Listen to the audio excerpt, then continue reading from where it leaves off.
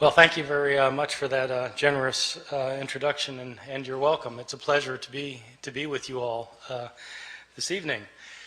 So, as Bob was pointing out, I teach at the University of North Carolina at Chapel Hill, which, as you all know, is in it's the buckle of the Bible Belt. Which creates certain interesting moments in teaching historical approaches toward early Christianity and the New Testament.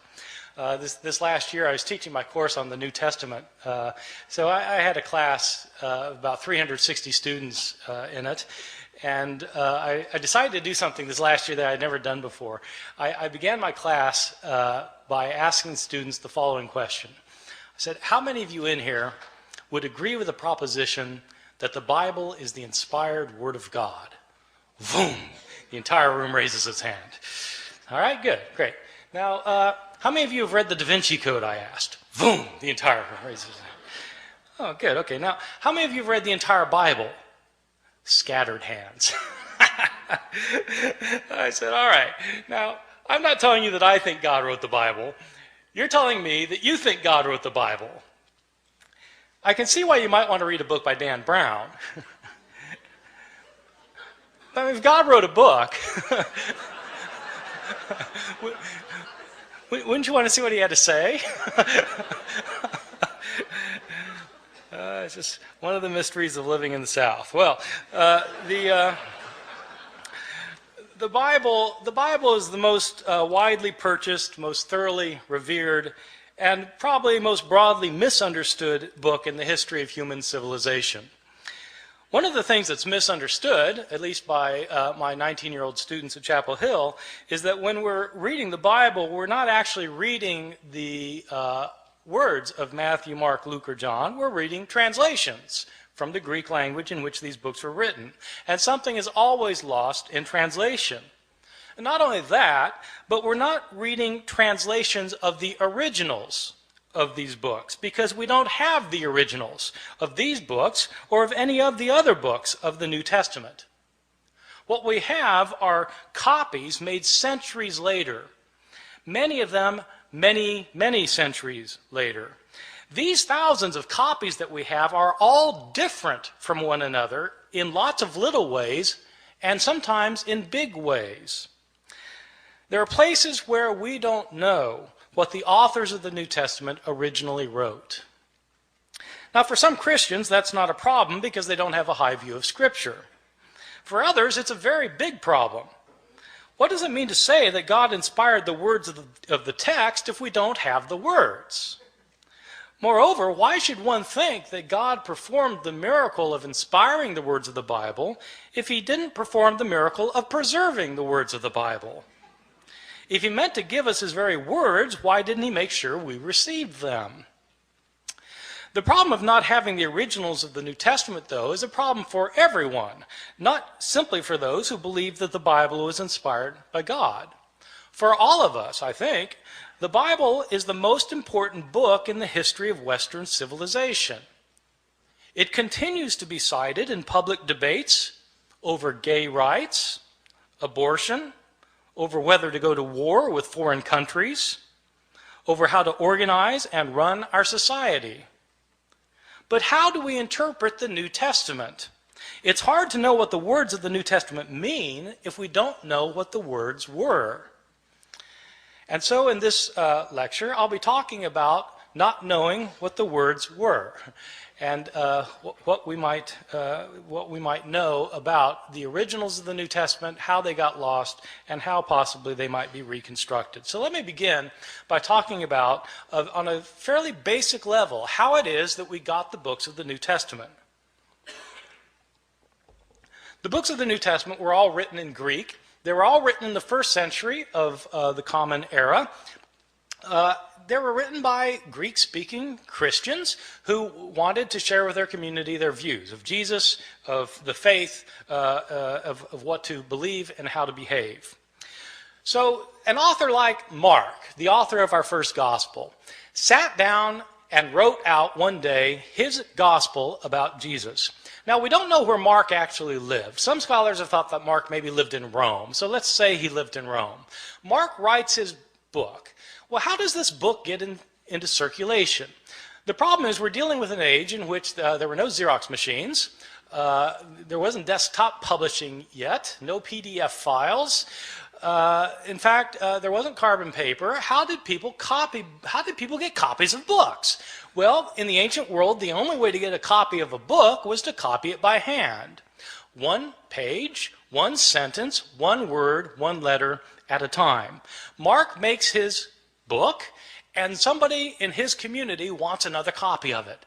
And so that person either makes a copy himself or has somebody else make a copy for him. Now, part of the problem is that in the ancient world, at this time period in the Roman Empire, probably something like 90% of the population was illiterate, couldn't read or write. So not anybody could just make a copy. And most people who could write couldn't write very well. And so somebody makes a copy. We don't know who it was who made the first copy. We don't know if this person was competent or incompetent, but he made a copy. And probably, if he made a copy of this book by hand, one page, one sentence, one word, one letter at a time, he made mistakes. Now, my students sometimes have difficulty believing that people make mistakes when they copy things by hand. And so I tell them, well, you sit down tonight and copy the Gospel of Mark and see how you do. Well, in fact, they'll make mistakes. Now, here we have a problem created because we have the second copy of Mark that is also put in circulation, and somebody wants a copy of Mark, and so they copy the copy. But the copy has mistakes in it. And so the next person who copies it copies the mistakes thinking that they're the original wording. And the second person also makes mistakes of his own. And so he not only reproduces the mistakes of his predecessor, he introduces his own mistakes. And then another person comes along and copies that copy, making the mistakes of both of his predecessors and creating mistakes of his own. And then that book gets put in. And pretty soon you've got copies around the city of Rome that are all different from one another. Now, a visitor comes to Rome from Ephesus, and they have a church back in Ephesus too, and they want a copy of this gospel, and so he takes a copy, makes a copy, takes it back to Ephesus. And then that copy gets copied, and that copy gets copied, and that copy gets copied. Then somebody comes from Smyrna, and they want a copy. And so it goes for year after year after year. We don't have a copy of Mark until around the year 200. About 150 years after Mark was originally written. So not only do we not have the originals, we don't have the first copies, or the copies of the copies, or the copies of the copies of the copies of the copies, etc., etc. Mistakes were made en route, and these mistakes were replicated. Now, the only way a mistake gets corrected is if you're copying a copy of Mark, and you come across a sentence that you're pretty sure is wrong because it doesn't make sense, and you try and correct it. And so you correct it to say something other than what it says. The problem is there's no guarantee that you will correct the mistake correctly, right? You might correct the mistake incorrectly, in which case you've got three forms of the text: the original text, the mistake, and the mistaken correction of the mistake. And so it goes on for year after year, decade after decade. The originals end up getting lost. They get lost. They're either worn out of existence, or people figure, well, we don't need this. I've got a brand new copy of it, and so they throw it away. And all of the books of the New Testament, all 27 books, experience the same fate. And so that is the situation we're dealing with. This is not a situation that's unique to the New Testament. This is a situation that we find for every book from the ancient world. Every ancient book has this problem. The problem's exacerbated with the New Testament simply because the New Testament has come to be revered as Scripture, and also because, as it turns out, we have more copies of the New Testament than of any other book from the ancient world. That would seem like a good thing, but it also means that we have more mistakes for the New Testament than for any other book. And so the abundance of evidence we have creates an abundance of problems. Let me talk about the surviving copies that we do have. First, give you a sense of the numbers of books that we're talking about. New Testament was originally written in Greek, and at last count we had over 5,700 copies of the New Testament in the Greek language in which it was originally written. Now, when I say we have 5,700 copies, I don't mean that we have complete copies of all the books from beginning to end. What I mean is we have either complete copies or fragmentary copies. Some of these fragmentary copies are very small little fragments found in trash heaps in Egypt where the rest of the book was destroyed, and we just have a little scrap. So we have from little scraps to enormous tomes that are in medieval libraries. We have 5,700 copies in Greek, and we have copies in other languages because as Christianity spread throughout the Roman Empire, people translated the New Testament into other languages, such as Latin. We have something like 10,000 copies of the Bible in the New Testament in Latin, in Coptic, the ancient Egyptian language, in Syriac, in Georgian, in Armenian, in Old Church Slavonic, etc., etc. We have all sorts of copies in all sorts of languages. These copies can be compared with one another, and when you compare these copies with one another, there are lots of mistakes in them because no two of these copies are exactly alike in their wording. How old are these copies that we have? Well, the oldest copy that we have of any book of the New Testament is actually a little fragment that was discovered in Egypt. This fragment is about the size of a credit card, and it's written on both front and back. That's significant, by the way, that it's written on both front and back because it tells you that this copy actually came from a book. Like we have books today where you've got pages written on front and back as opposed to a scroll. Christians early on preferred writing their scriptures in books rather than in scrolls. That made these books different from other books throughout the Roman world. This little credit card-sized scrap that we have is called P52. It's called P52 because it's written on papyrus. So papyrus is an ancient writing material, and it's called P52 because it was the 52nd papyrus that was discovered and categorized, classified, cataloged. So this little scrap has a few lines on it from John chapter 18. It's the passage where Jesus is talking to Pontius Pilate in his trial before Pilate, where Pilate says, "What is truth? What is truth?" That line. So that's that. It's written on, and it's written both front and back. Now the thing is, if you have a little scrap like that, and it's written on the front and the back, and you know what passage it comes from, then you can actually do some interesting things because you can figure out, even though you don't have a complete line on this page, you can figure out where this thing was on the page. And if you've got if you do it right, if you've got it one margin, you can figure out how many letters were in each line, and you can figure out how many lines must have been on the page in order to get from this part to that part. See what I'm saying? So you can actually reconstruct how long the page was, and then you can calculate how many pages were in this manuscript, because how many pages would it take with this many letters in it to create the Gospel of John? And so this one scrap can tell you how long the manuscript was.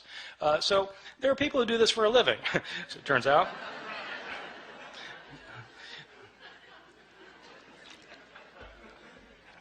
So this is the oldest scrap. How old is it? This scrap, P52, is usually dated to the first half of the 2nd century. The way they date ancient manuscripts is actually on the basis of a handwriting analysis. The science of this is called paleography. Paleo meaning ancient, graphy meaning writing, ancient writing. So the study of ancient writing is called paleography, and there are scholars who are paleographers who can date manuscripts within about 50 years of their production. The way the science works is that handwriting in the ancient world before there was the invention of printing changed slowly over time. So people made letters in certain distinctive ways depending on when they lived.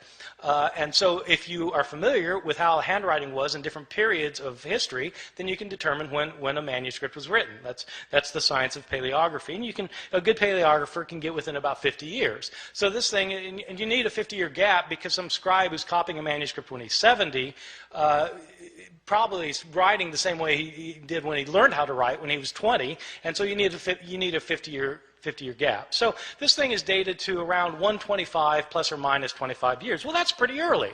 This is from the Gospel of John. This little piece was probably written about 30 or 40 years after John itself had been produced. So that's pretty good. We don't get a complete copy of the Gospel of John until, again, around the year 200. But we do have this little scrap. Most of the manuscripts we have are not anywhere near this early, though.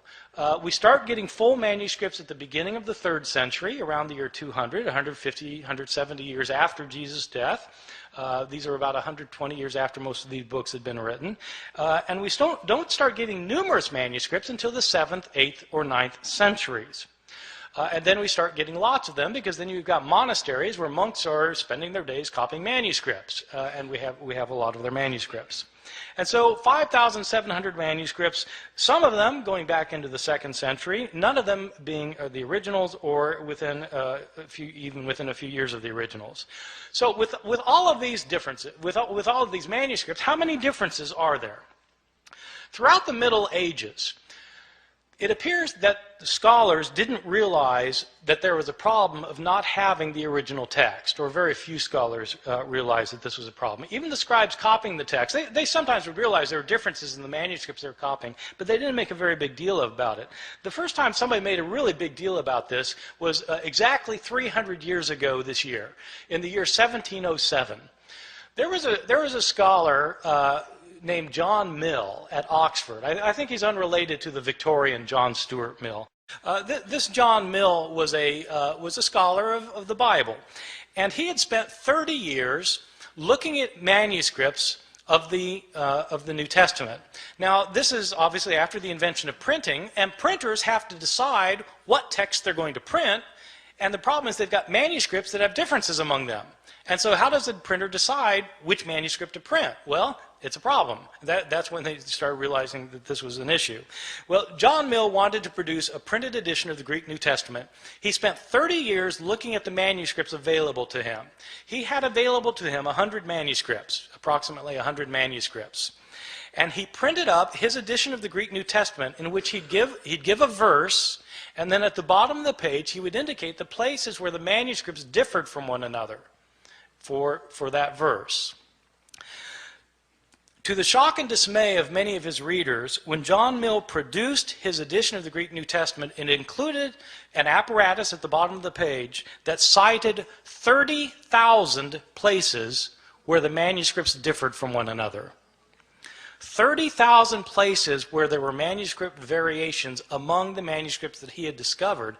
And the striking thing is, John Mill didn't give all of the differences he found. He only cited the differences that he thought were significant. Some of his detractors claimed that John Mill was working to render the text of Scripture uncertain. His supporters pointed out that he didn't create these differences. He simply noticed that they exist. So what do we know today about the numbers of mistakes in our manuscripts? Well, Mill looked at 100 manuscripts, and now we have 5,700 manuscripts. Nobody knows how many differences there are among the manuscripts that we now have, because nobody yet, even with the development of computer technologies, nobody has been able to add up all of the differences. Sometimes scholars guess there may be a couple 100,000 differences. Some people say 300,000, some say 400,000. There are different guesses. The way I usually put it to my students is in comparative terms. There are more differences in our manuscripts than there are words in the New Testament. More differences in our manuscripts than there are words in the New Testament. Well, this obviously creates a problem. If you want to know what Mark actually said, and all you've got are copies of Mark that are hundreds of years later that have so many differences in them, how can you possibly reconstruct it? Well, that is a problem. Now, having said that we have these hundreds of thousands of differences, I wanted to emphasize a particular point, which is most of these differences that we have in our manuscripts are completely insignificant, unimportant, and don't matter for a thing. Many of these differences in the manuscripts are so unimportant that you can't replicate them in translation. Okay? In other words, like they changed the word order in Greek, where you would have to translate it the same way no matter what the Greek word order is. So, I mean, it doesn't really matter very much. By far, the vast majority of these hundreds of thousands of differences are significant for nothing more than showing that scribes in antiquity could spell no better than my students can today. And scribes, of course, didn't have spell check. Scribes, in fact, didn't even have dictionaries. And many scribes didn't care how they spelled anything. Sometimes you'll be reading a manuscript and there'll be the same word that occurs, say, 3 times within a couple of lines, and the scribe will spell the same word 3 different ways. He just doesn't care how the word is spelled. Well, so, you've got lots and lots of those kinds of changes, and what do they matter for? They don't matter at all. So, having said there are all these hundreds of thousands of differences, I want to stress that most of them don't matter for very much.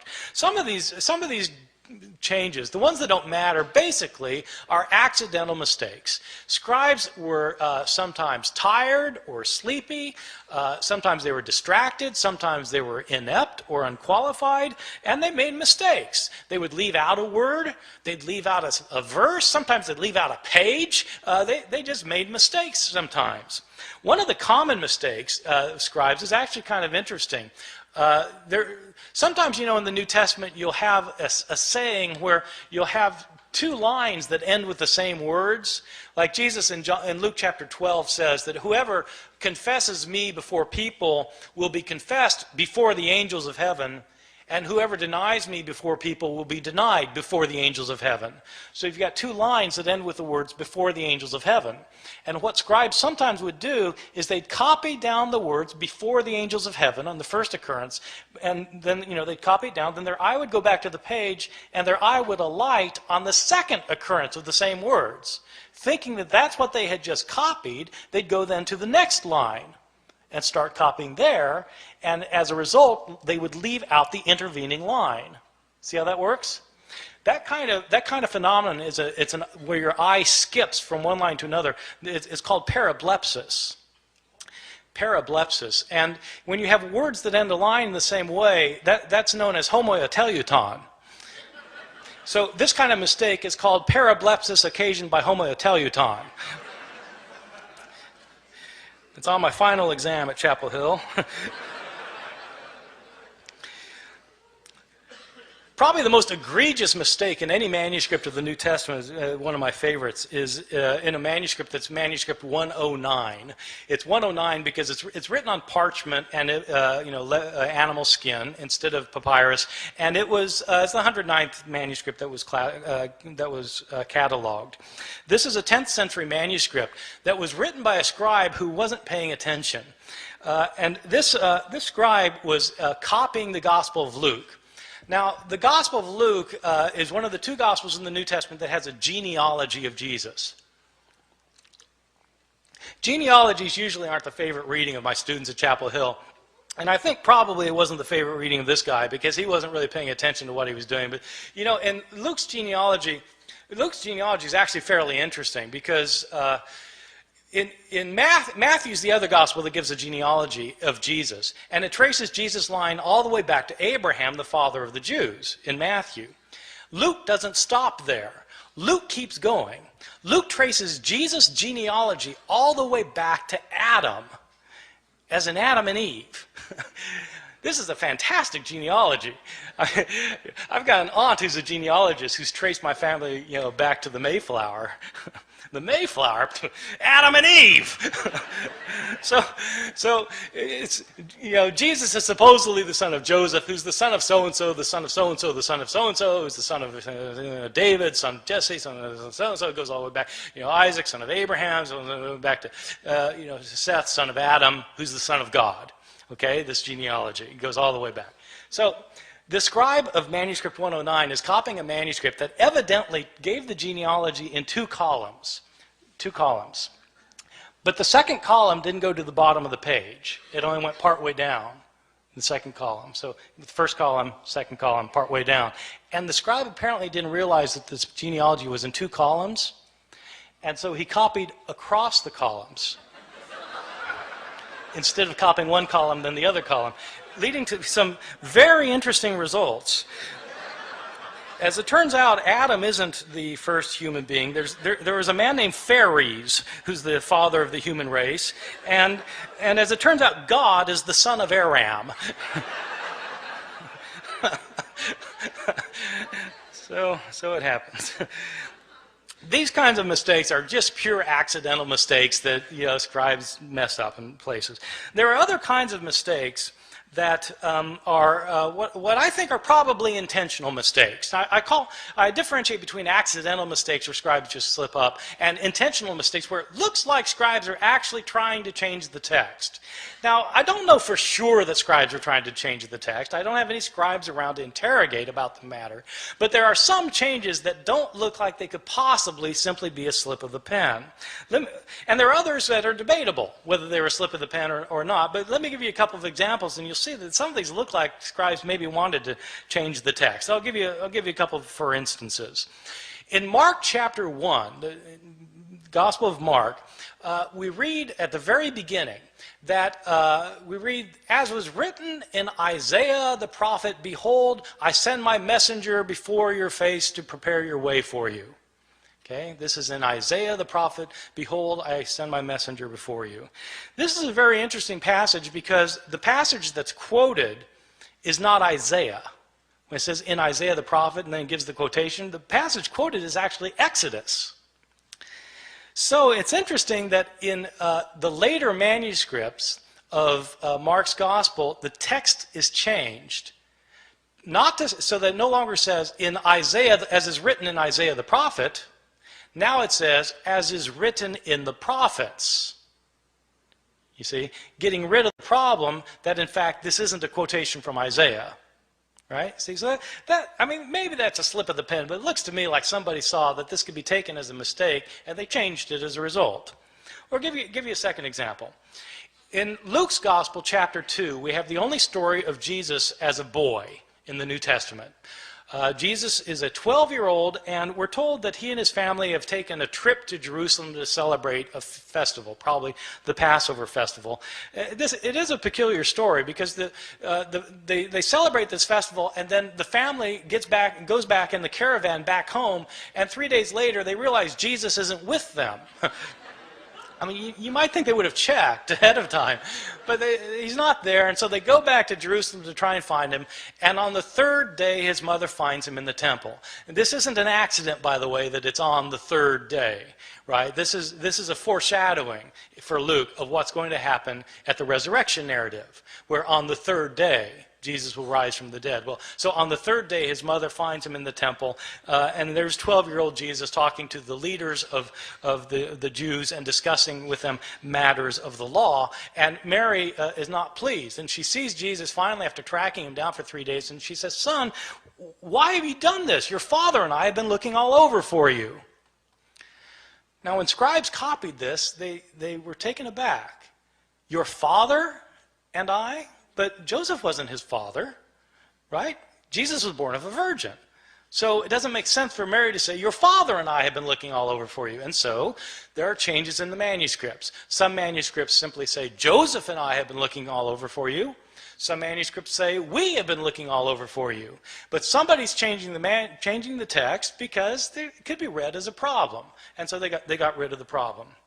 I'll give you a third example. This example is in one of Jesus' discourses in the New Testament, in Matthew chapter 24, in which Jesus is talking about what's going to happen at the end of time. This passage actually was very important. I feel a tangent coming on here, by the way. This passage was very important when I moved to Chapel Hill in 1988. Bob, you had been gone for a year at this time. In 1988, there was a big furor in North Carolina. There were Christian groups who thought that the end of the world was going to happen in 1988. That Jesus was going to come back and take everybody out of the world who were his followers. That's the rapture, right? When the rapture and Jesus comes back, takes people out of the world, and then all hell breaks out on earth for 7 years, and then the end comes, right? So there was a guy who had written a book based on this passage I'm going to talk about in a second. A guy had written this book that was called 88 Reasons Why the Rapture Will Occur in 1988. This book was in 2 million copies. I had students whose parents believed it and literally sold the farm. They thought that Jesus was going to come back in 1988. And so I just showed up in North Carolina kind of blissfully ignorant of these things. And I moved from New Jersey. such things we're not worried about. And but this guy named Edgar Whisenant, he was a NASA engineer who had studied the Bible and come up with 88 reasons why the rapture was going to occur in 1988. And one of the reasons involves this passage I'm going to talk about. Jesus tells this the disciples want to know, when's the end going to come? And Jesus tells them, learn the parable of the fig tree. When the fig tree puts forth its leaves, you know that summer is near. So too, when these things take place, you know that the end is near. Truly I tell you, this generation will not pass away before all these things take place. So Edgar Whisenant, this is one of Edgar Whisenant's 88 reasons. So the way it works is this. What is Israel in the Bible? Israel is sometimes represented as a fig tree. Well, when the fig tree puts forth its leaves, you know that the end is near. Well, okay, so if the fig tree is Israel, when does the fig tree put forth its leaves? Well, the fig tree lies dormant over the winter, and then when springtime comes, it comes back to life. When does Israel come back to life? 1948. That's when Israel comes back to life, becomes a nation again. Truly I tell you, this generation will not pass away before all these things take place. How long is a generation in the Bible? 40 years. 1948 plus 40, bingo, 1988. This was one of the 88 reasons. Now, somebody pointed out to Edgar Whisenant that Jesus in the same passage points out that no one knows the day or the hour when the end will come. When Whisenant had said that it was going to come during the week of Rosh Hashanah in September. And so they said, but Jesus says no one knows the day or the hour. And Whisenant was completely unfazed. He said, I don't know the day or the hour.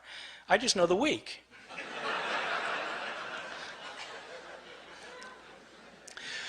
All right, so this passage actually throughout Christian history has been important because people have always been trying to figure out when the end's going to come. So in this passage, Jesus says no one knows the day or the hour, not the angels of heaven, nor even the Son, but the Father alone. Okay, Matthew 24:36. Scribes copying that found it to be a peculiar thing to say, though. Not even the Son knows when the end is going to come? I mean, surely the Son of God is all-knowing. Isn't he omniscient? And so how do scribes deal with the problem? They deal with the problem by getting rid of the phrase. And so in later manuscripts, the phrase, not even the Son, is taken out, so that now Jesus doesn't claim to be ignorant about when the end is going to come. So that strikes me as probably an intentional sort of change. All right, so you get accidental changes and you get intentional changes. I want to talk about some of the big differences that you get in some of our manuscripts, just so you can get an idea of how significant this problem can be. Probably the most familiar story in the New Testament Gospels is the story of Jesus and the woman taken in adultery. I'm pretty sure this is the best known story of the Gospels because it's in all the Hollywood movies. I mean, if you do a movie about Jesus, you've got to have Jesus and the woman taken in adultery. It's so much a requirement that even Mel Gibson, who the Passion of the Christ, which is about Jesus' last hours, has to get this in, and so he has a flashback showing this scene of Jesus and the woman taken in adultery. So the way the story works, it's found only in the Gospel of John, chapter 7 and 8. And Jesus is teaching the temple, and the Jewish leaders they drag this woman in front of him, and they say, she's been caught in the act of adultery. The law of Moses says we're to stone someone like this. What do you say? See, this is setting a trap for Jesus, because if Jesus says, well, yeah, stone her, then he's violating his teachings of love and mercy. But if he says, no, forgive her, then he's breaking the law of Moses. So what's it going to be? Well, Jesus has his way of kind of getting out of these traps, as you know, if you read the New Testament. So what he does in this case is he stoops down and he starts writing on the ground. And he looks up and he says, let the one without sin among you be the first to cast a stone at her. Stoops back down, starts writing again. And one by one, feeling guilt of their own sins, they begin to leave until Jesus looks up again and there's no one left. And he says to the woman, is there no one left to condemn you? And she says, no, Lord, no one. Jesus replies, neither do I condemn you. Go and sin no more. There is a textual variant in a now lost manuscript, which when Jesus, about this line about when he says, let the one without sin among you be the first to cast a stone at her. In this one textual variant, it indicates that a stone comes flying out from the crowd, nails the woman in the head. And Jesus says, Mom, sometimes you really tick me off.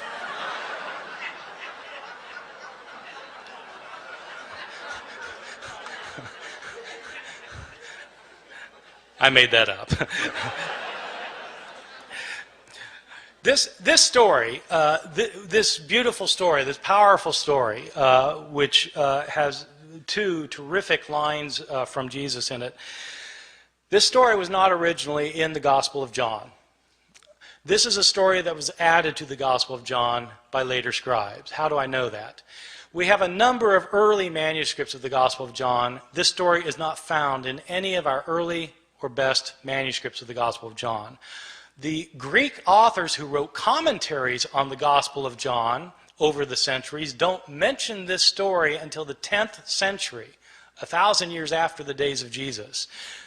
The writing style of this story, if you read it in Greek, the writing style is a completely different writing style from the writing style of the rest of the Gospel of John. As a result, scholars have known for years that this story did not originally belong in the Gospel of John. Well, why is it in our English Bibles then?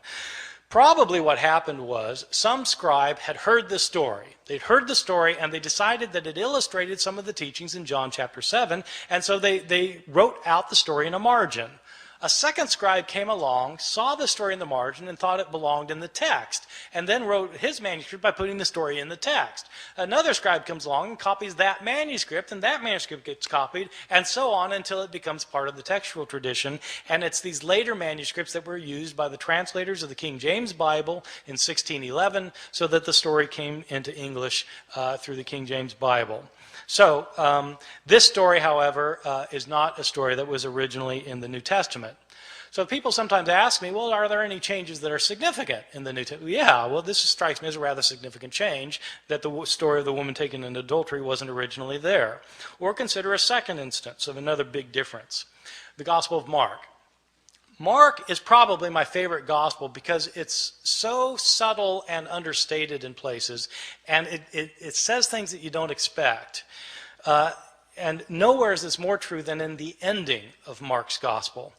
In Mark's gospel, Jesus is put on trial, and he's crucified, he's dead, he's buried, and on the third day, the women go to the tomb. The tomb is empty, and Jesus is not in it. There's some man in there. And the man tells the women that Jesus is not here, he's been raised from the dead. He tells the women, go tell the disciples that he will meet them in Galilee. And then it says the women fled from the tomb, and they didn't say anything to anyone, for they were afraid. Period. That's where it ends. That's the end of the Gospel of Mark. And you think, how could it end there? I mean, they're told to tell the disciples, but they don't tell anybody. Didn't the disciples ever learn? Didn't they go to Galilee? Didn't they see Jesus? How could that be the end of the story? And that's exactly the reaction the scribes had. They got to that ending, they said, how could it end there? And scribes then decided it couldn't add there, and so they added 12 verses. So that in your English Bibles today, you'll find 12 more verses after that, after chapter 16, verse 8, and often they'll be in double brackets, because the translators will tell you in a footnote, these verses weren't originally in here, these were added by later scribes. In these verses, in these added verses the scribes added later, but we know they're added later because they're not in the earliest and best manuscripts. The writing style is different from the rest of the Gospel of Mark, and in fact there are inconsistencies between this ending and the verses that precede it. So this is clearly an addition to the Gospel of Mark. In these final verses, according to these final verses, the women do go tell the disciples do go to Galilee, they do meet Jesus there, and Jesus then tells them that they're to make disciples of all the nations, and people who become his disciples will be able to speak in foreign languages that they previously didn't know. They'll be able to handle deadly snakes, and they'll be able to drink poison and it won't harm them.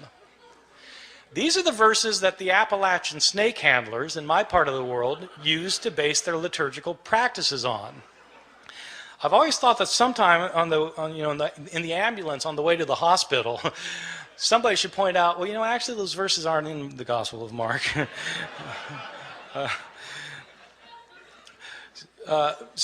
Mark actually ends with the women not saying anything to anyone, for they were afraid. Somebody added the last 12. Let me give you a couple more examples of some differences that strike me as big. One that I think is really quite interesting that scholars debate. The first two I gave you, scholars don't debate very much. Almost everybody agrees that they weren't originally there. But there's an interesting change in another story in Mark that there's a lot of debate about among scholars.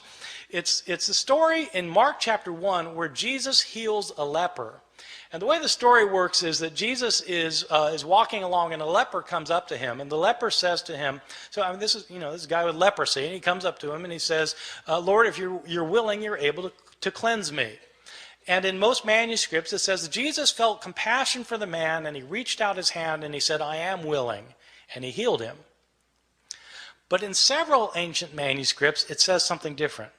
In these other manuscripts, instead of saying Jesus felt compassion for the man, it says, and Jesus got angry and reached out his hand and said, I am willing, be cleansed.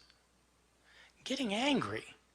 Now, scholars have to debate which is the text that Mark originally wrote and which is the text that's been changed by a scribe. And one piece of logic that scholars have used over the years is this. Ask yourself, which text is a scribe more likely to have created out of the other? Is a scribe likely to have taken the text that says Jesus felt compassion and changed it to say Jesus got angry?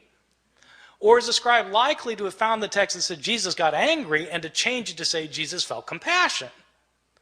Well, if you put it like that, then, well, the latter's more likely something a scribe would have changed.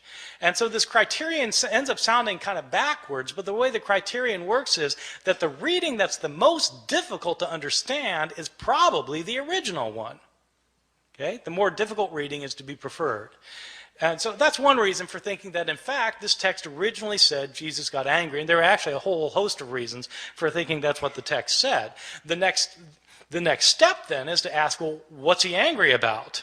In other words, to try and figure out what the text means. But you can't know what the text means unless you know what the text says.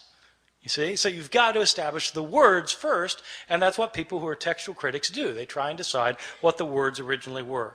Let me give you one other example, and then I'm going to stop and take any questions that you have. There's another quite moving passage in the Gospel of Luke. Which is also well known. It's a scene in which Jesus is being crucified, and Luke is interesting in the scene of Jesus' crucifixion. Luke is interesting at the scene of the crucifixion because it's unlike what happens in Luke is unlike what happens in Mark's gospel, the story of the crucifixion. In Mark's, just to illustrate this for a second, in Mark's gospel, which is the first gospel, you have a very distinct portrayal of Jesus going to his crucifixion, a portrayal that is filled with pathos and agony. People don't realize this, that Mark's portrayal is very different from Luke's portrayal. And the reason they don't see that there are differences is because of the way that people read the Gospels. The way people typically read the Gospels, if they read the Gospels at all, but if they read the Gospels, the normal way of reading a Gospel is you start at the beginning and you read to the end. So, okay, you're going to read the Gospel. You start with Matthew. You start with the first verse, chapter 1, verse 1, and you start reading and you get to the end. You go from top to bottom. Then you read Mark. Start with the beginning, go to the end, top to bottom, and it sounds a lot like Matthew. Same stories, a lot of the same words, sounds very similar. Then you read Luke, top to bottom, sounds exactly the same. Not exactly, it's different, but it's basically the same thing. They sound alike. And then you read John, well, that's different, but, well, in essence, it's not that far off. So they all sound basically the same because you read them from top to bottom, or you read them vertically. The way to see differences in the Gospels is to read them not vertically, but to read them horizontally.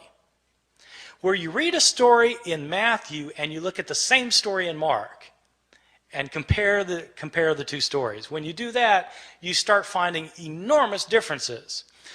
People, there are all these debates about whether there are discrepancies in the Bible. But if you want to find discrepancies in the Bible, all you have to do is read the texts horizontally. I give this as an assignment to my students all the time. I give them I say, take the resurrection accounts. What really happened at the resurrection? Depends which author you read. And so I have them list what happens in Matthew, what happens in Mark, what happens in Luke, what happens in John, and compare the lists. And it's actually quite striking when you do this with the resurrection narratives. Because, well, who is it that goes to the tomb? Is it Mary Magdalene by herself or Mary with other women? If other women, how many other women? And what are their names? It depends which gospel you read. What do they find there? Is the stone rolled away already or is it not rolled away already? Depends which gospel you read. Who do they see there? Do they see a man there as in Mark?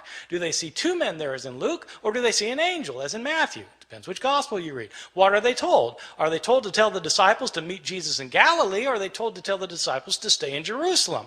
Do they go tell the disciples? It depends whether you read Mark or whether you read Matthew and Luke. If they do tell the disciples, what do the disciples do? Do they go to Galilee or do they stay in Jerusalem? It depends which gospel you read. I mean, you just go down the line, and it's different. And that's how you get if you read these stories against each other. Well, if you do that in the story of the crucifixion in Mark and Luke, you come up with very, very different portrayals. The significance of that is not just, okay, so there are discrepancies. Yeah, there are discrepancies, but that isn't the point. The point is that if you want to know what Mark has to say, you have to read Mark and not pretend he's saying the same thing as Luke, because they're different. And so Mark has to stand on its own as a literary production. In Mark's gospel, when Jesus is being crucified, in fact, it's a very gripping scene. In Mark's gospel, Jesus doesn't say anything while he's being led to the place of crucifixion. While he's being crucified, he's completely silent. When he's hanging on the cross, he's mocked by the Jewish leaders, by the people who are passing by in front of him. He's mocked by both robbers in Mark's gospel. Jesus doesn't say anything until the end in Mark's gospel. At the end, he cries out, Eloi, Eloi, lama sabachthani, my God, why have you forsaken me? And he dies. That's it. That's Mark. Very, very powerful and gripping. But people don't realize that this, because people think Jesus said all sorts of other things on the cross. Well, why do they think that? Because they've read Matthew, and they've read Luke, and they've read John, and they end up with the 7 last words of the dying Jesus, which are found in not one of the Gospels, but by smashing all of the Gospels together into one big Gospel. Now, it's perfectly legitimate to do that if you want to do that. If you want to read the Gospels and smash them all together so they're all right and they're all saying the same thing, but you have to realize that if you're doing that, you're writing your own Gospel. And you're making it say something that's different from any of the Gospels of the New Testament. Okay, so I mean that's the effect of doing that. In Luke's gospel, Jesus is not silent. He's not silent on the way to be crucified. He sees women weeping for him, and he turns to them and he says, daughters of Jerusalem, don't weep for me. Weep for yourselves and for your children, for the fate that's to befall you. He's more concerned about these women than himself in Luke's gospel. In Luke's gospel, he's not quiet while he's being nailed to the cross. He prays, Father, forgive them, for they don't know what they're doing. While he's hanging on the cross, he actually has an intelligent conversation with one of the robbers. The one guy maligns Jesus. The other robber says to the other person to be quiet because Jesus hasn't done anything to deserve this. And then he turns to Jesus and says, Lord, remember me when you come into your kingdom. And Jesus says, truly I tell you, today you will be with me in paradise. Jesus knows exactly what's happening to him in Luke's gospel. Not in Mark, but in Luke he knows exactly what's happening to him. He knows what's going to happen to him after it happens to him. He's going to wake up in paradise, and this guy's going to be next to him. And at the end, the most telling thing of all is that Jesus, instead of crying out, my God, why have you forsaken me? He doesn't say that in Luke. What he says is, Father, into your hands I commend my spirit. And he dies. In Luke's gospel, Jesus is completely in control of the situation. He knows what's going on. He knows why it's going on, unlike Mark, where he seems to be in doubt. This verse about Father, forgive them, for they don't know what they're doing, is a very interesting verse. In early Christianity, this verse was interpreted not as a prayer of forgiveness for the Romans who were crucifying him. It was interpreted as a prayer for the Jews who had turn Jesus over to the authorities. Jesus is asking for forgiveness for the Jewish people in the interpretation of the early Christian interpreters of the passage. That makes it striking that in some manuscripts from the early years, this prayer is omitted by some scribes. Why would scribes take that lovely verse out? Well, it should be obvious why they took it out. They took it out because they interpreted it as a prayer of forgiveness for Jews, and these scribes didn't think God had ever forgiven the Jews. In the 2nd and 3rd centuries, Christians started saying that Jews are guilty for the killing of Christ, and that, in fact, the destruction of the city of Jerusalem in the year 70 by the Roman armies was a punishment by God given to the Jewish people for rejecting their own Messiah. In the 2nd and 3rd centuries, we have Christians who are saying that Jesus was God, so that when Jews, they would say, when Jews are responsible for the death of Jesus, we have some authors saying Jews are guilty of deicide. Jews have killed God, and God held them responsible. What's a scribe who thinks that going to do with his prayer of forgiveness? He's going to take it out, and that's exactly what happens. Some of our early manuscripts are missing the prayer. They're missing it because scribes have changed it for reasons of their own. These are some of the big differences that you can find in the New Testament manuscripts, and there are all sorts of differences that you find. Some are related to theological disputes of early Christianity, where scribes have changed the text to make it coincide more closely with their own theological views. Some of these changes have to do with relationships of Christians and Jews. Some of these changes have to do with Christian understandings of women. There continue to be debates today in churches, Christian churches, about whether women should have leadership roles. Well, these debates often hinge on verses that have been changed by scribes. You can guess which way scribes changed these verses. In the 2nd and 3rd centuries, when women's roles were being suppressed, all of a sudden manuscripts start showing up in which women are told to be silent in the churches. This is the sort of change that scribes made. The textual critic is somebody who tries to deal with this phenomenon of manuscripts that have so many changes in them. There are actually two things that a textual critic does. One thing that is, of course, primary importance is to figure out what an author actually wrote. Because you can't interpret an author, whether you're talking about Plato or Aristophanes or Homer or Mark or Matthew or Luke or John. You can't interpret what an author said unless you can't interpret what he said unless you know what he said. You've got to have his words, and so textual critics try to reconstruct to the best of their ability what an author actually wrote. A textual critic also, though, is interested in knowing why the text got changed. Why did scribes change the text? I mean, it's interesting to see that sometimes they fell asleep, but beyond that, what kind of theological motivations were there for changing the text? What kind of ideological influence were affecting these scribes? When we know more of that kind of information, we're better able to understand both the scribes and their own historical context as people living in the early centuries, especially the early centuries, a time period about which we have very little information about Christianity otherwise. Thank you very much.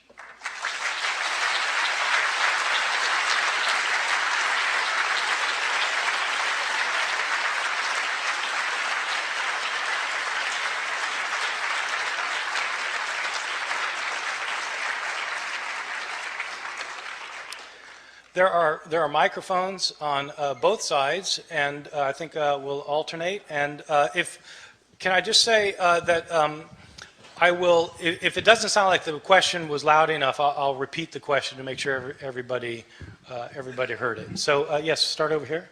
Yes. Early in your conversation or in your presentation, you mentioned that the Bible is often used in social situations, and you mentioned in particularly abortion, war, and what was the other one? Gay rights. Have any of the differences that you have found or others have found affected how those concepts would be interpreted? Did you all hear that? Yeah. The kinds of social issues that are pressing for us today were not pressing to the scribes who were copying the texts. They simply had a whole different range of issues that they were far more concerned about. And so the passages that people leap on today to try and resolve certain kinds of issues simply didn't have that kind of importance to most of the scribes. So the answer is no. Most of those passages weren't affected. Yes? Are you familiar with the Book of Urantia? Every time I give a talk, I have people ask me to read it, but I have not yet done so. Well, it's an interesting read because often there's an expanded text on, might be one line in the New Testament, and in Urantia there might be 3 paragraphs. So Yes. I commend it to you. Okay, thank you. Yes. Your comments on 2 other books, one of them The Gospel of Judas and the other The Sword of Christian, Constantine. Also, I'm an Ehrman. Really? How do you spell it? Ehrman. Oh, okay. Go for it. Yeah, okay, he's asking about 2 of the books, the Gospel of Judas Iscariot. Yeah, actually, let me tell a story about the Gospel, because I was, when National Geographic was considering whether to finance the publication and dissemination of the Gospel of Judas, they called me and asked me if I would help them authenticate the manuscript. Which was my first indication that National Geographic absolutely had no clue what they were doing with this manuscript, because it's written in Coptic, which I can read Coptic, but I'm not a Coptic scholar, right? And so I told the woman who had called me, I said, well, look, you need a Coptologist to do this. She said, oh yeah, great, okay, what's a Coptologist? A Coptologist is an expert in Coptic language who can, and she said, well, what we really want to do is date this manuscript. And I said, oh, well, to date the manuscript, then you need to get a paleographer. She said, oh, okay, great, yeah. No. What's a paleographer? Yeah. So then she said, well, really what we really want to do is carbon-14 date the manuscript. Are you able to help us with the carbon-14 dating? So yeah, right. Every Friday night I carbon-14 date manuscripts. So, no, I can't help you with carbon-14 dating. You need a scientist for that. I said, look, I'll find you a Coptic paleographer and you find a scientist who can carbon-14. And they said, well, we want you to be involved with this though, because we want somebody who's interested in early Christianity and knows about Gospels that didn't make it in. I said, no, I'm happy to be involved. I said, but I said, where's the manuscript? She said, it's in Geneva. I said, okay, count me in. And so we went to Geneva. I have a friend, a guy named Stephen Emmel, teaches in Germany, who's a Coptic paleographer, and called him up. And I said, Stephen, I don't know if you've heard these rumors, but the Gospel of Judas has turned up. And Emmel says, yeah. He says, you know what? I think I saw it 20 years ago. I said, oh my God, you want to see it again? He said, yeah. I said, okay, let's go to Geneva. And so we did. So the Gospel of Judas is it's the most recent discovery of an early Christian text. It was actually discovered 30 years ago now, 1978. But it's a very long story. It was unknown basically to everybody until just 3 or 4 years ago, when it finally got into the hands of competent scholars and conservationists who could put it back together, because it was fragmented in 1,000 pieces. But it's a very interesting gospel because it's a gospel that is a Gnostic gospel that talks about how this world we live in is not the creation of the one true God, but is a creation of lower, inferior divinities. And the point of salvation is to escape this world. Okay, if you all know Gnosticism, I'm sorry, I'm taking a little longer on this than I should, but if you know the world of Gnosticism, the Gnostic Gospels, Gnostic Christians were people who felt like they were entrapped in their bodies in this world, that they were imprisoned in bodies, and that because the creator of this world wasn't the one true God, it was a lower divinity. So the way I illustrate this with my students is, you know how sometimes people feel like they're alienated in this world, like they look around, they just don't feel like they belong here. They look around and this world just doesn't make sense to them. I felt this way till the last election, actually.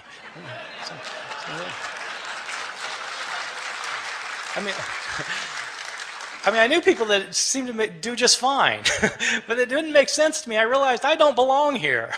I'm from another world, and these friends of mine are not from another world. They belong here. And so these Gnostics thought that they need to escape this world by having secret knowledge, and these Gnostic Gospels are Gospels that provide the secret knowledge. So the Gospel of Judas is that kind of thing. The most important discovery of a Christian book in the last 60 years, in my opinion. The other question was about the Sword of Constantine, written by James Carroll, which is, I think, a terrific book, a really good read, basically about Jewish-Christian relations, in short, but how the relationship of Christianity and Judaism changed when the Emperor Constantine became a Christian. I think that's a very fine book. Yes. I was wondering if you would say a word about Marcion, and also if you would consider First Clement to be a first-century witness to the text of 1 Corinthians.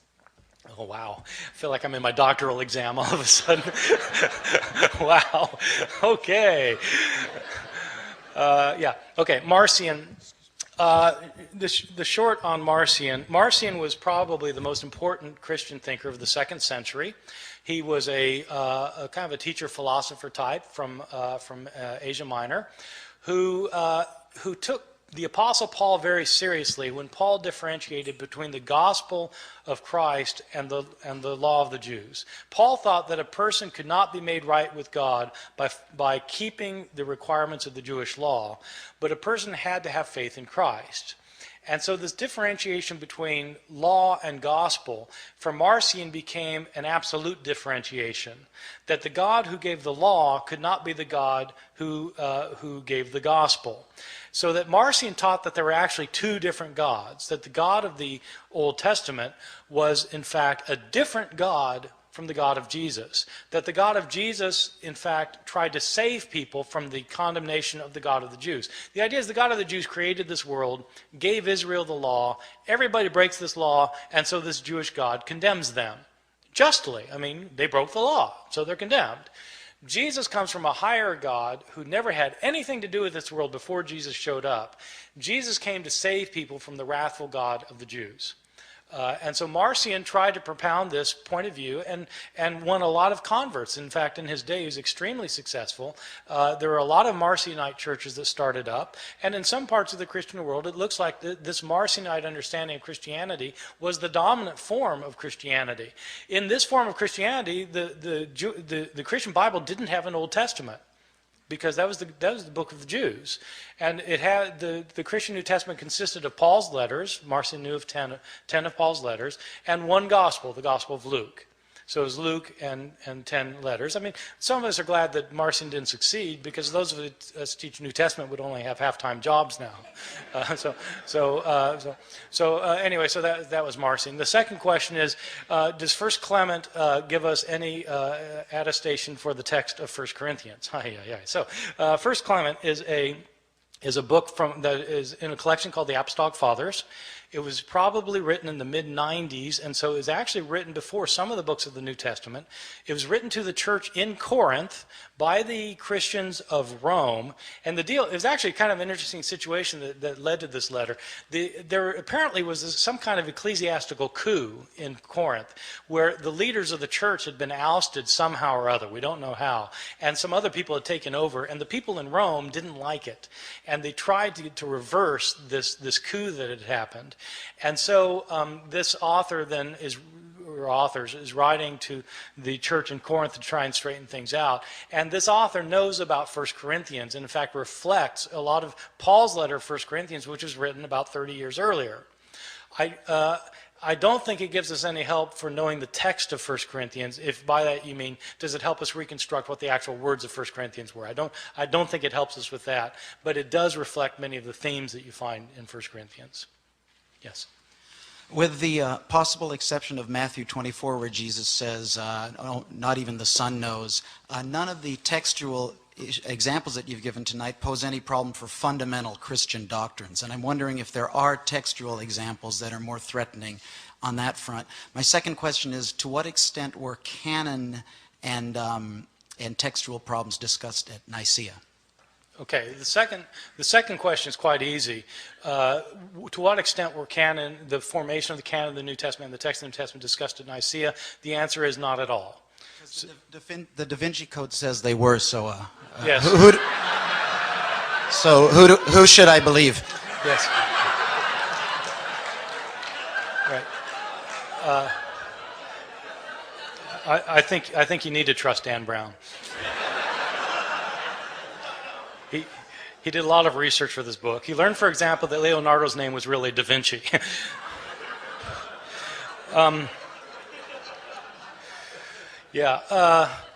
Yeah, according to the Da Vinci Code, of course, the Council of Nicaea was where there was a vote on whether Jesus was the Son of God or not, and it was actually a close vote. And that is completely bogus. Everything he says about the Council of Nicaea is absolutely wrong. The Council of Nicaea didn't talk about the formation of the canon, which books would go in, which books would go out. Constantine had no role to play in that decision at all, nothing to do with it, so far as we know. So that's just... that's something he came up with. That is no bearing on historical reality, I think. Are there textual changes that affect Christian doctrine? Well, it kind of depends how you look at things. There certainly are passages that affect Christian doctrine. There are passages in which scribes changed passages to emphasize that Jesus was divine. They changed other passages to emphasize that he was human. And so they wanted to emphasize that he was both human and divine. And so they changed passages so that it would look that way. One passage in particular is kind of interesting that is directly related to Christian doctrine, is the doctrine of the Trinity is not explicitly taught in any passage of the Bible. In other words, the doctrine that there are three gods... Sorry. Dan Brown speaking once more. The doctrine that there's one God manifest in three persons, that these three persons are each individually completely God, but there's only one God. Not three gods, but one God, but not one person, three persons, so the three in one. This is not taught in any passage of the Bible except 1 John chapter 5, verses 7 and 8, in which the author says that there are three witnesses in heaven, the Father, the Word, and the Holy Spirit, and these three are one. That's a pretty explicit statement about the Trinity. Now, there's an interesting story about this passage because it doesn't show up in the Greek manuscripts of 1 John. It's in the Latin manuscripts of 1 John. When the first scholar to put together a printed Greek New Testament produced his work, this was Erasmus, who was a humanist from Rotterdam, in the year 1516. He put together for the first time the printed edition of the Greek New Testament. He didn't include the verse, because it wasn't in the manuscripts that he had. And the Latin theologians went ballistic. And according to the story that circulated, Erasmus said, look, it's not in any of the Greek manuscripts. And they said, yes, but it's part of the church's doctrine. You've gotten rid of the Trinity. And Erasmus said, look, if you can produce a Greek manuscript that has it in it, I'll include it in my next edition. And so they produced a Greek manuscript. And so they copied out a Greek, somebody copied out a Greek, and when they got to that point, they translated the Latin back into Greek, stuck it in, and Erasmus was true to his word and included that in his next edition. And it was on the basis of that edition that the King James Bible translators put the Bible into English. So that's why the verse showed up in the King James translation. So yeah, that certainly affects doctrine. Now the thing is, you could argue the doctrine of the Trinity without that verse. You can argue theology without any particular verse, because theology is never just kind of rooted in a particular word or it's a bigger thing than all that. And so my view is that Christian doctrine isn't based on any of these textual variations. What happens, though, is these textual variations sometimes change the way what a verse means.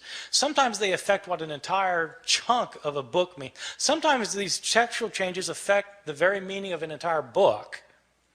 And that's theologically significant to me. Not that it necessarily changes anybody's precious doctrines or their chosen doctrines, but it does affect what the books of the Bible mean, and that's theologically significant, I think.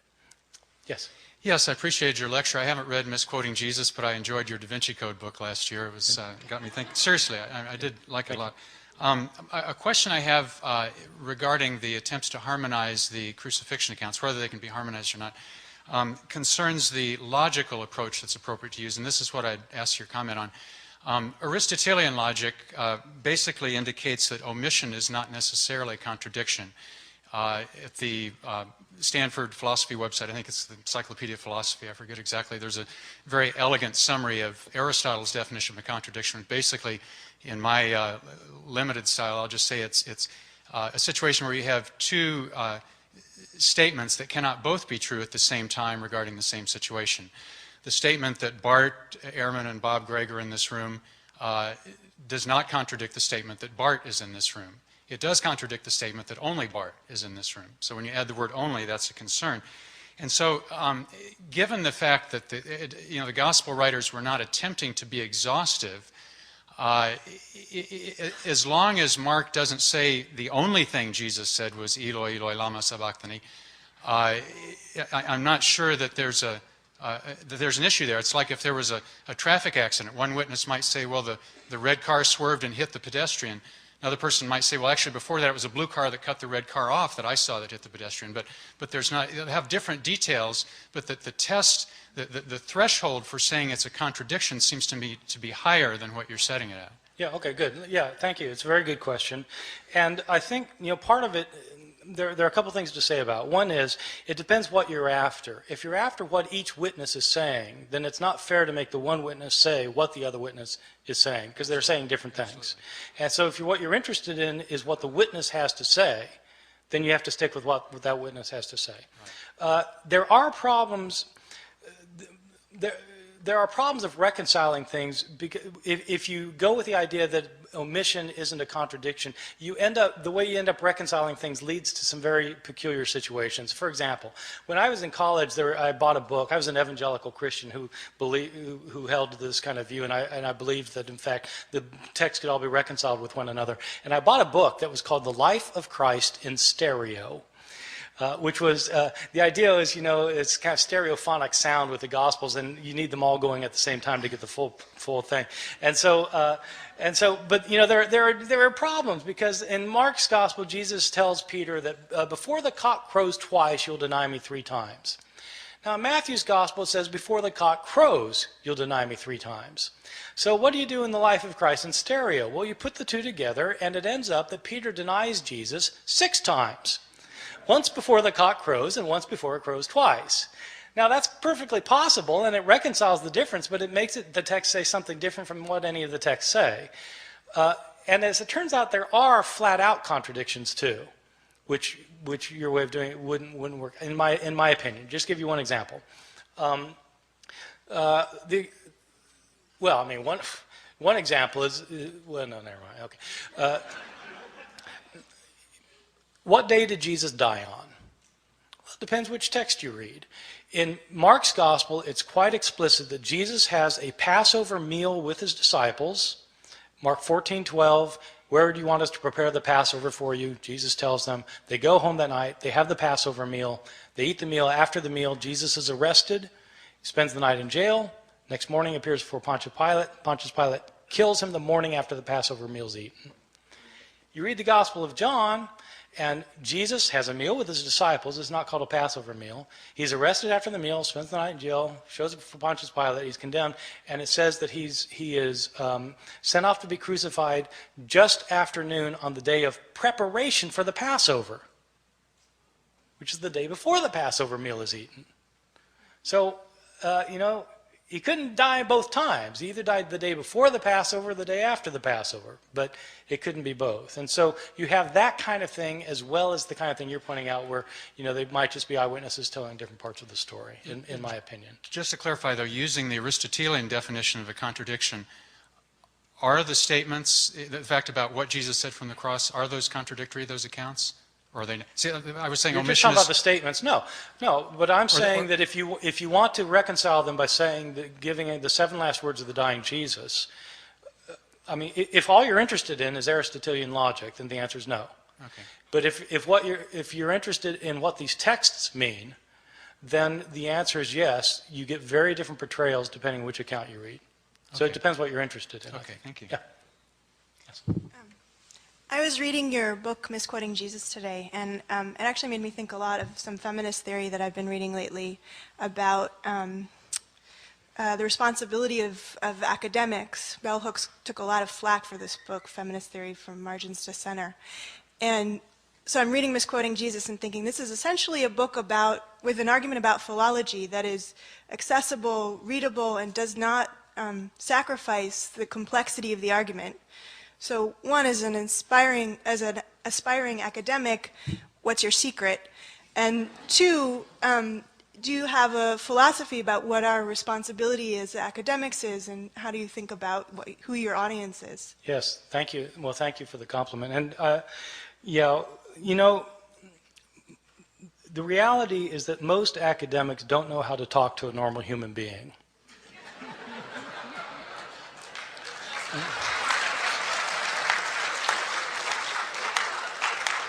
And so I have friends who want, they want to write a book that would sell in Barnes and Noble, and you have to tell them, you're not writing this for the guy who's in the office next door. You're writing this for your mother. You've got to think about, who you need to learn how to communicate with people. And so there's not an easy answer to that, but that was absolutely the challenge of this book. One thing people have gotten upset about, evangelical scholars have gotten upset about this book, is they say, well, this isn't news. We've known about this for hundreds of years, which is, of course, what I say in the book. We've known about this for hundreds of years. So I'm not trying to present something that is like radically new that scholars have never known before. Scholars have known this since John Mill in 1707. And so this is old news, but nobody's bothered to tell the general audience. Which is, and the reason they haven't bothered is pretty obvious. It's hard. We're talking about Greek manuscripts here. How do you talk about Greek manuscripts to people who don't read Greek? Right? Well, you just have to figure out some way to do it. So, the way I do is I like to tell stories. So that's how I decided to do it. So I don't think there's a real secret other than just learning how to talk to people. So, yes. Actually, I have been reading the Bible for the last 5 years, and especially New Testament. There's one statement of Christ, be peace on him, which I want that you should explain it over. He says that I have been sent not to change the Torah. I have to come to fulfill it and act upon it in spirit and letter. And the only way to go to the heavens is if you follow Torah more than the rabbi. And then if you read Torah, there's no mention about Son, Father, Holy Ghost. So when were they created? If they were from the very beginning, why didn't any of the old prophets in the Old Testament mention about it? So I just want to get this clarified. Yes, thank you. Well, the passage you're quoting is from Matthew chapter 5, verse 17. It's distinctive to Matthew. Matthew's gospel is the one that emphasizes that Jesus' followers need to follow the Torah. It's interesting because the Apostle Paul says just the opposite. He says that a person can't be made right with God by following the Torah. And in Matthew, Jesus says his followers have to follow the Torah. And so that is an interesting issue. The question about what do you do about the fact that the Torah doesn't mention Father, Son, and Holy Spirit, of course, that's exercised theologians for centuries. Back when they were developing the doctrine of the Trinity, they had to deal with this, and they came up with solutions to that by modern standards, I think would be seen as creative. When God says, let us make man in our own image, who's he talking to? Right? Well, so there are passages that in the Torah that were used to support Christian theology, but of course other people might say, well, these are interpretations of the passage that aren't really the interpretations that they would have had for their first readers. Yes. Is there someone over here? Yeah. Yeah, can you talk just a little bit more about the relationship between these textual variants and different interpretations of the manuscripts with the actual process of canonization, or deciding what should be put into the Christian canon, what should be omitted? The relationship between the changes in the manuscripts and what should go in and what should go out. Yeah, where they're like, did that play into the debates of, this gospel should be left out because we have different copies that are saying different things, for instance?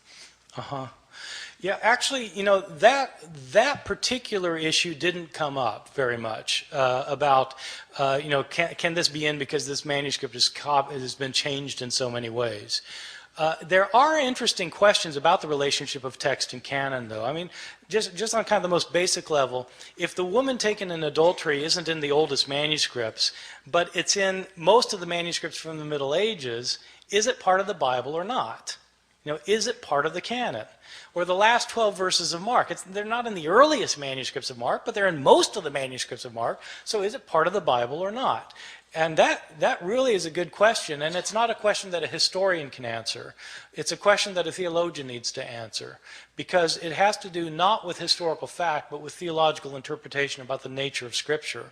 But it's really, I think it's a fundamental question for theologians, because if theology, if a biblical theology is rooted in the text, you have to know what the text is.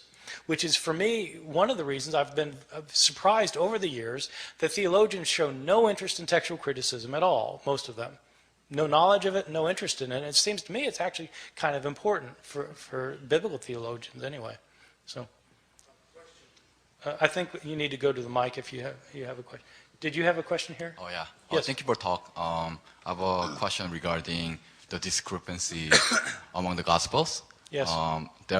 Obviously there are many differences, and then it sounds like it's almost embarrassing to have those 4 Gospels put together as a Bible and say that this is truth, because there are obvious differences.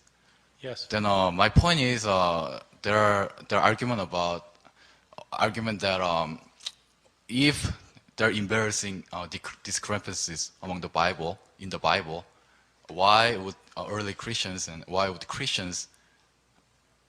they put them together and they say it's the Bible, although there are obvious differences? Yes, it's a great question. Why did the early Christians not look at these discrepancies and say this is a problem?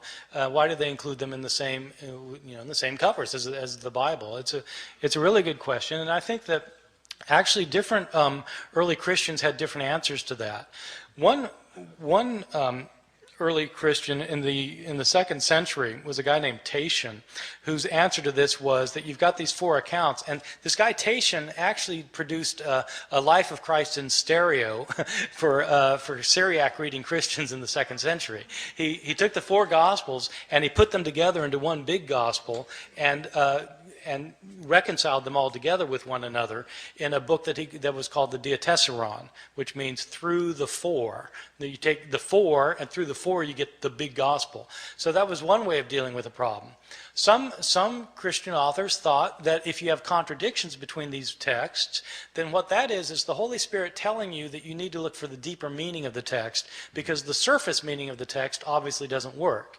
And so it's God telling you need to look for the deeper meaning of the text. And the reality is that most Christians in the 2nd, 3rd centuries down to today never realized that there are differences. I mean, most people read the Bible and don't realize that there are differences. And I think it was that way in the early church too. In fact, most of these people couldn't read anyway. So, I mean, it wasn't that they could do a careful analysis of the Synoptic Gospels. They couldn't read the Gospel. So they heard them read in church, and they'd hear a story one week, and then another story next week, another story the next week, and it didn't occur to them that there are discrepancies. And so this idea of kind of finding these discrepancies in a way really wasn't the issue for most of these early Christians, I think. One more question. Can you give the reference to what just claimed about the illiteracy in the early Christianity? And yes, the illiteracy of early Christianity. Can you just give me references? Yeah. The best study of literacy in the ancient world is William Harris, and it's simply called Ancient Literacy, published by Harvard University Press. He doesn't deal very much with Christianity, but he does say a few things about it. All right, thank you. Yeah, I've come across a couple of radical pieces of information on the Bible I wonder if you'd comment on.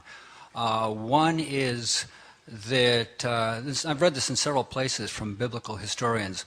One is that there was a get-together called the Second Council of Constantinople in around 555 A.D., and it was one where they did some major deletions in the Bible, and they took out just about everything Jesus said about reincarnation.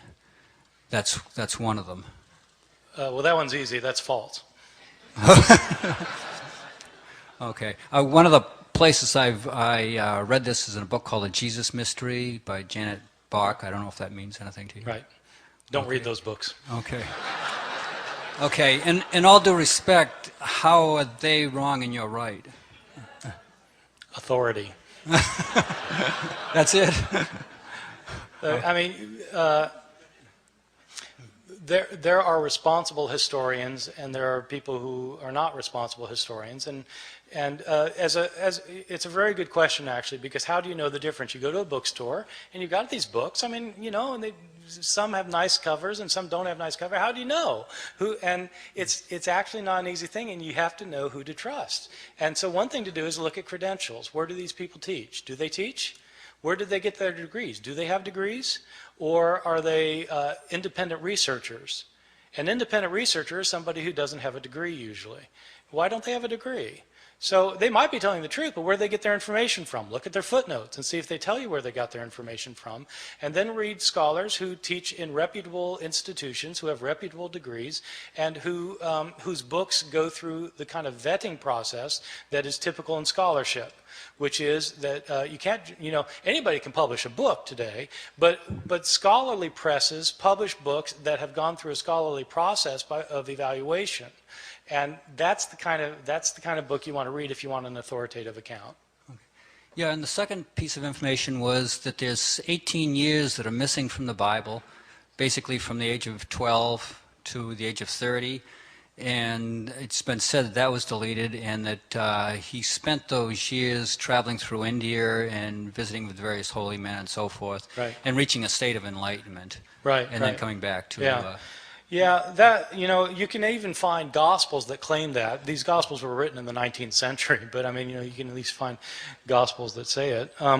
There are 18 years that are unaccounted for, and the question is, what would Jesus have been doing during these 18 years? And what most historians think is that he would have been doing what any Jewish lad in a small hamlet in Galilee would have been doing. He would have been working every day. Probably a carpenter, or apprenticed as a carpenter, and he probably didn't travel. Jews. I mean, he was very poor, probably a hand-to-mouth existence, and probably worked 6 days a week. And on the seventh day, you couldn't go anywhere because it was the Sabbath. So my guess is he just grew up in Nazareth. And there are no ancient sources.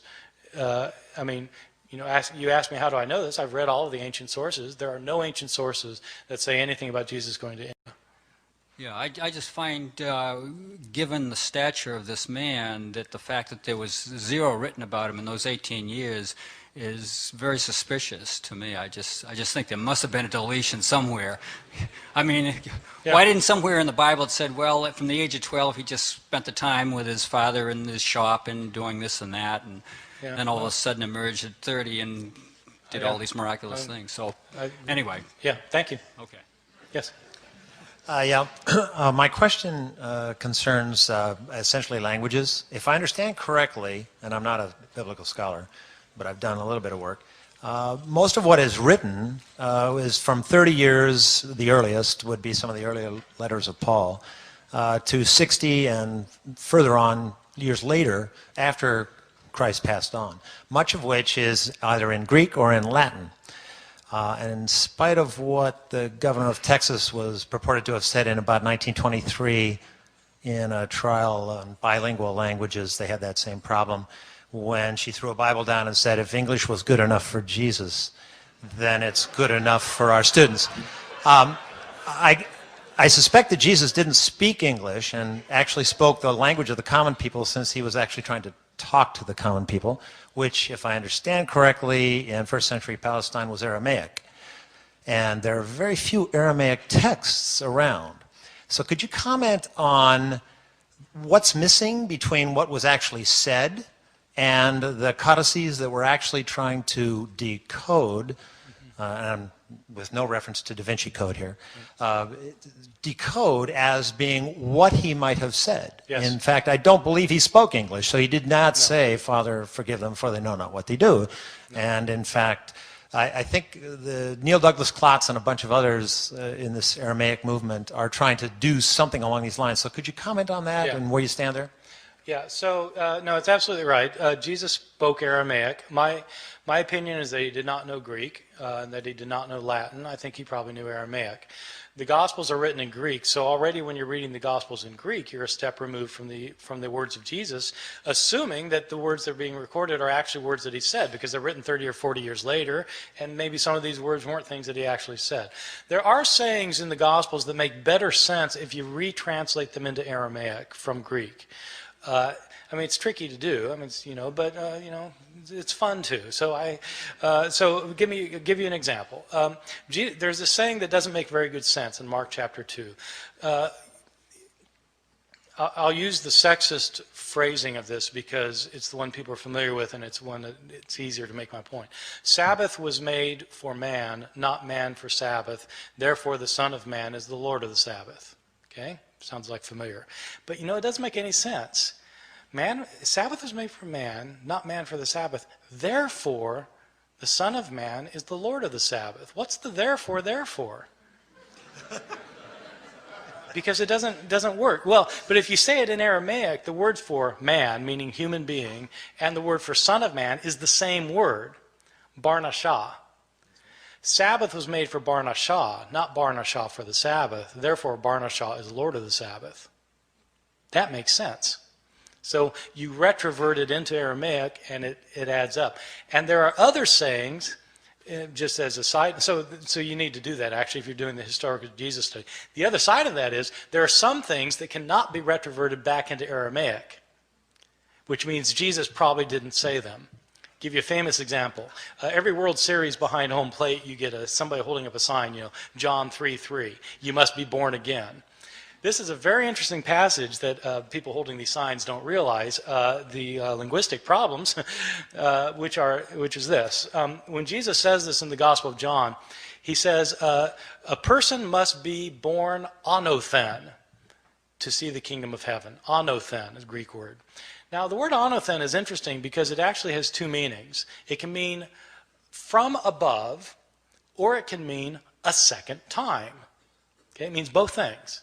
And you have to decide which it means depending on the context. Nicodemus misunderstands what Jesus says. Jesus is saying you have to be born from heaven to see the kingdom of heaven. And Nicodemus thinks, I've got to go crawl back into my mother's womb and be born a second time?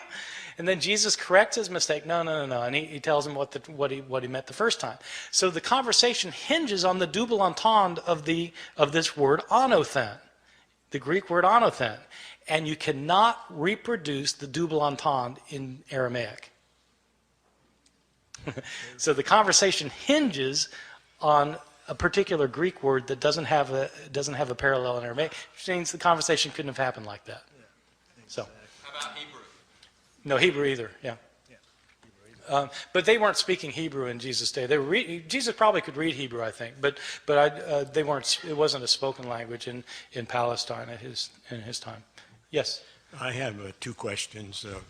The first one is, how would you compare the copyists of the Sophorim copyists with those of the early Christians, which you've made a great point on?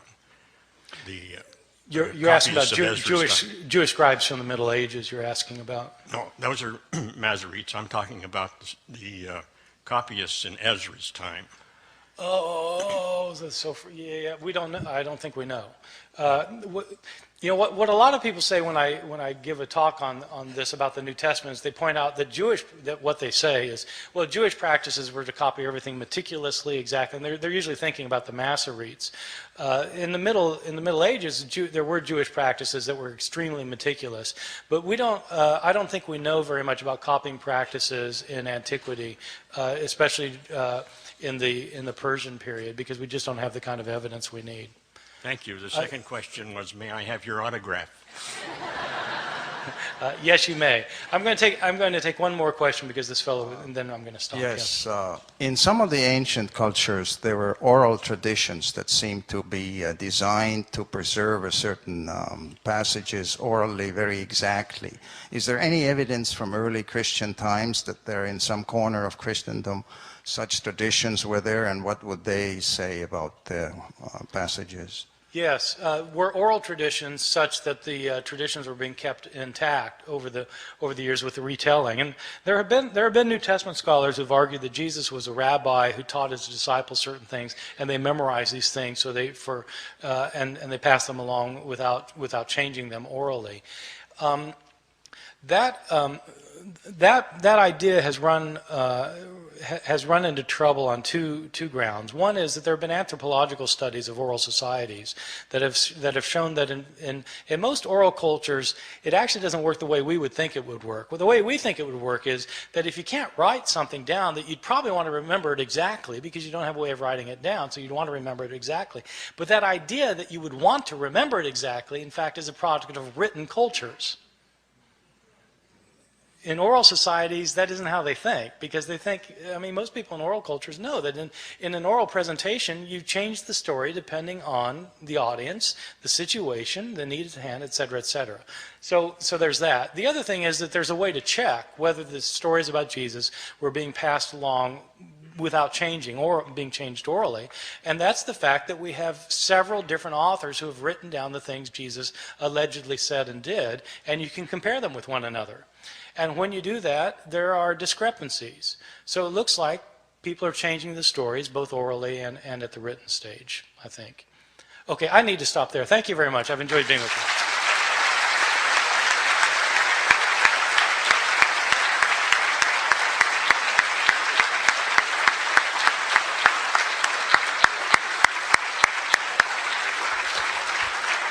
Thank you for an extraordinary evening. Thank you, Professor Ehrman, for bringing us scholarship that we haven't known for 300 years, as you point out, since 1707, both here tonight and in your books. And thank you all very much for your questions and for your participation this evening.